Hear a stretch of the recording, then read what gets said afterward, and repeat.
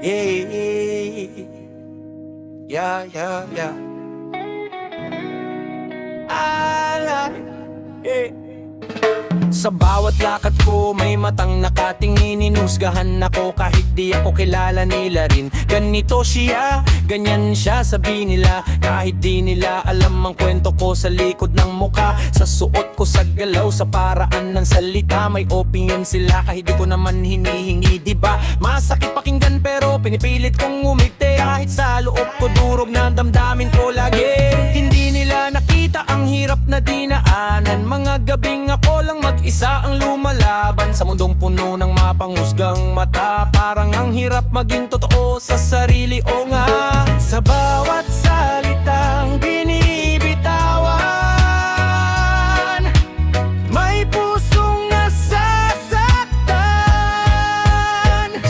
Husga ng mundo, di ko na papakinggan.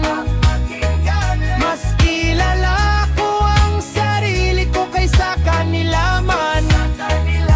Sa bawat sakit na aking nadama, ginawa kong lakas para magpatuloy pa.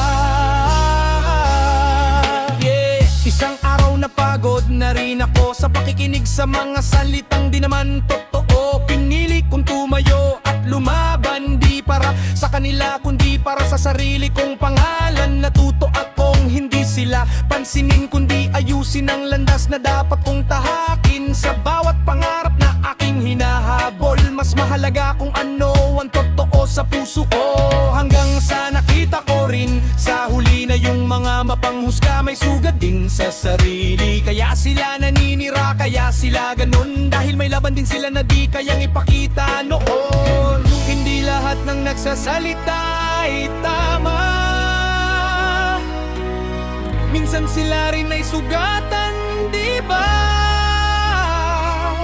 Kaya piliin unawa kesa bumaba sa kanilang ginagawa. Husga ng mundo, di nahadlang. Sa bawat hakbang ko ngayon ay matibay na ang laan. Sa gitna ng ingay-ingay, pinili kong tumahimik at sundin ang puso kong tunay at malinis. Yeah.